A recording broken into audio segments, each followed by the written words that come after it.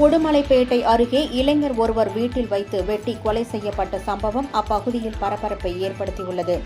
திருப்பூர் மாவட்டம் உடுமலைப்பேட்டையை அடுத்த குடிமங்கலம் பொங்கல் நகரம் பகுதியில் கொத்தனார் வேலை செய்து வந்தவர் சபரீசன்.